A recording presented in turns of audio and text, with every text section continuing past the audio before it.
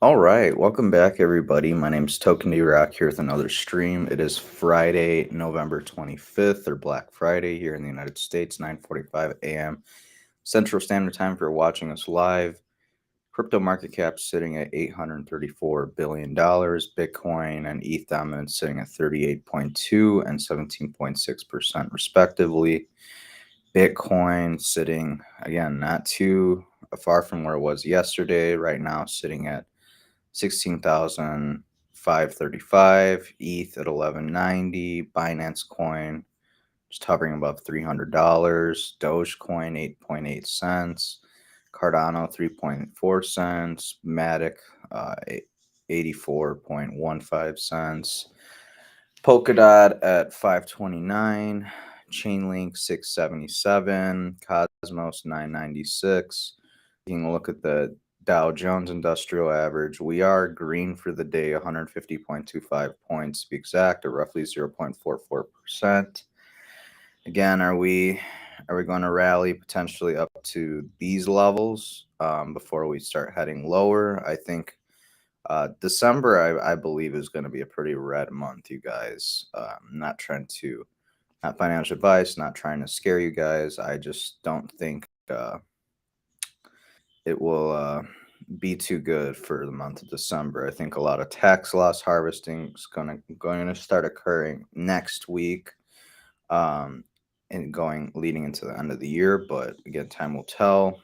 Looking at that 1 hour chart, Bitcoin, it dropped from this previous line of support right around 16,500, and now the bulls are trying to regain that level.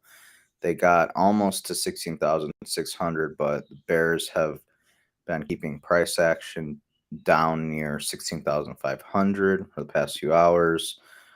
Looking at the 1 minute chart, can see that Bitcoin is getting a bit oversold at these levels. So might be a decent time to buy just a little, but be heavy in cash because I do think we're going to go lower considerably. Again, looking at the daily chart, Bitcoin is in this descending triangle. If it doesn't hold, can definitely expect some more downside from Bitcoin as it kind of runs out of room over here in this part of the triangle. Looking at the DXDY, not a whole lot of confirmation whether we're going to start rallying to the upside. If we do, we know stocks and crypto will get smashed. If this breaks lower, though, then we will see stocks and crypto rally. Headed over to Twitter for some news. Thank you, Coinbase, for taking my great idea and putting them into action. Proud to be a shareholder. Buy Coinbase One membership and get higher staking rewards plus no trading fees. It seems like this guy and many other Coinbase users haven't learned their lesson in the crypto space, chasing yields. Look at this. They're still chasing yields. 5.75% on Algorand, 5% on Cosmos, 4.63% on Tezos, 2.60% on Cardano, 1.1% on Solana. Don't chase yield, guys. It's not worth it. He's talking about how if you join Coinbase One, you get a better yield. With Algorand, you get almost basically 0.75% more APY. Almost same thing with Cosmos. Similar situation with Tezo, Cardano, roughly 0.35%, Solana 0.15% extra. Don't chase the yield, guys. Don't keep your crypto on exchanges. If you don't think 1 million is in play in the next 2 years, you don't understand Bitcoin or fiat. I don't think 1 million is in the cards.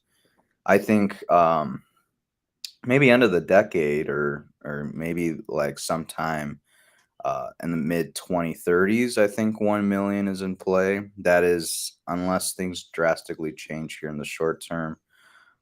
Here's a little chart showing you Bitcoin's prehistory. It's not like it's coming from anywhere. Bitcoin is a result of 40 years of research and development towards creating digital money. been in the works for a long time now. Coinbase revealing reserves of 2 million Bitcoin worth $33 billion worth in USD. Binance releases proof of reserve system. Starting with Bitcoin, every user can verify the assets they own on Binance using a Merkle tree. Good on Binance for going forward with that. Binance US will be bidding on Voyager since FTX can no longer follow through with their commitment. Curious to see as to how much of our funds we will be getting, how big of a haircut we will be taking with CZ within Binance US acquiring Voyager. Again, only time will tell, but fingers crossed we get at least half our money back, if not maybe more. Dylan LeClaire saying Digital Currency Group borrowed hundreds of millions from subsidiary firm Genesis to attempt to prop up discount to NAV and the Grayscale Bitcoin Trust. Its average purchase price was $40. GBTC is now trading at $9. Here, it's basically just reiterating what this guy said. Again, not a good look for Digital Currency Group or DCG or Genesis, and it's the crypto space is in a really rocky spot, you guys. Like, once the dust settles, I do think we will see some more insolvencies, whether it involves DCG, Grayscale, Genesis, or not. Time will tell, but we need to be extra cautious right now with the things going on in the market. So again, get your crypto off exchanges. Don't leave it there just for the hopes for 1 to 5% yield. It's not worth it. Risk versus reward is not there. Steth, either Steth or Lido staked ETH has once again began to trade at a discount to ETH itself, currently at 0.9790, its lowest level since the UST implosion earlier this year. Meanwhile, the STETH share of the curve, STETH to ETH pool, has climbed up to 69%, a noteworthy imbalance, something to keep an eye on. And obviously, if something implodes with this, we could see a massive cascade in ETH's price. And we kind of discovered this yesterday, kind of discussed it. Metamask is now tracking IP addresses. Not exactly sure as to why they're doing that, but it's not a good look for crypto. It reeks of control and centralization, if you ask me. Breaking the MetaMask airdrop will not be based on number of wallets you used, but based on number of IPs they logged.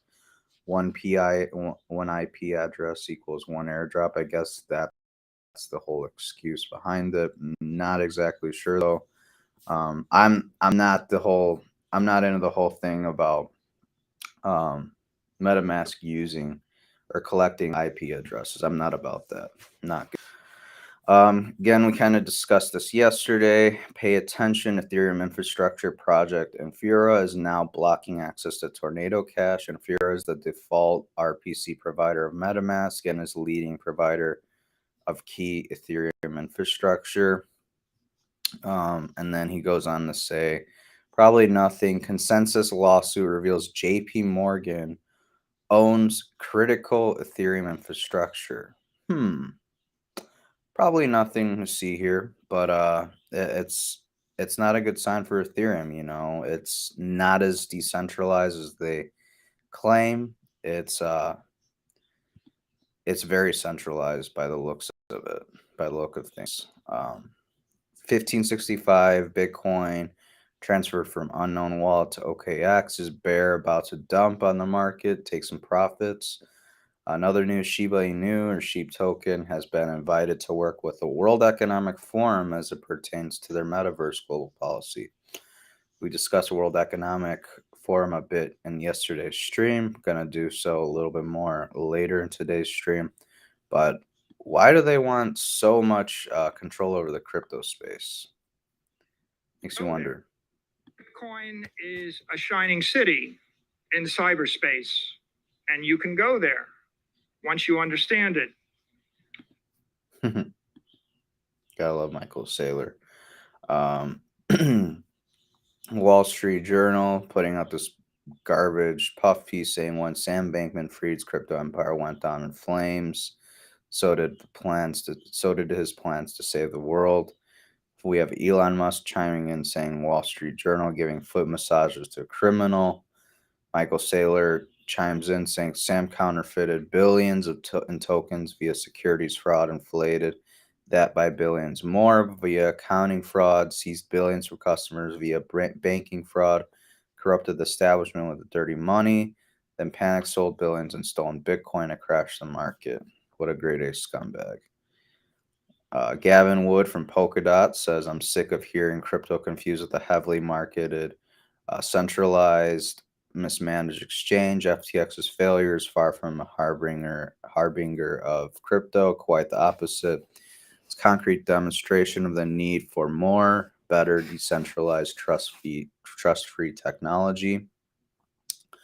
Authorities in Turkey seize FTX founder Sam Bankman-Fried's assets. I'm kind of curious as to uh, how much assets they were able to acquire. Are we talking 5%, 10%? Would be good to know. Again, as more information comes available about this, keep you guys updated.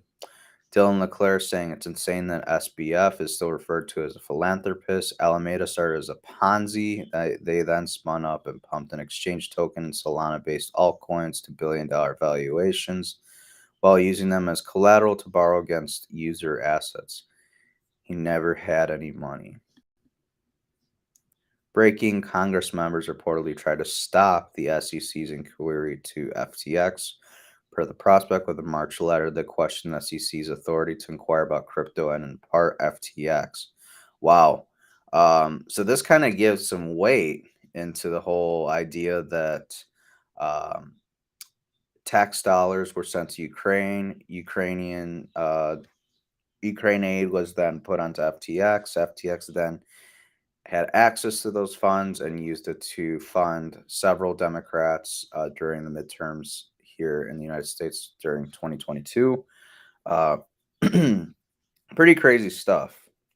This adds some weight to it. If Congress members were reportedly trying to stop the SEC's investigation or inquiry into FTX, again, pretty damning stuff. 5 of the 8 received campaign donations from FTX employees from 2,900 to 11,600. Alameda bought a U.S. bank, Farmington State, connected with Deltec and Tether, and then transferred it to FTX. There's no way that the regulatory approval of Bahamian hedge fund buying a U.S. bank was legit. No way. FTX was criminal from the start. Here we have proof of rot. This is Google Maps photo of the bank the SBF, the Gemini guys, and the Deltec guys bought. Per FDIC data, as reported by New York Times in Q3 2022, deposits went from 10 million to 84 million, almost all from 4 new accounts. What loans did the bank make with these federally insured deposits? This is the bank, you guys. Like, what a joke. Breaking: Elon Musk says starting next week, Twitter will grant amnesty to banned accounts.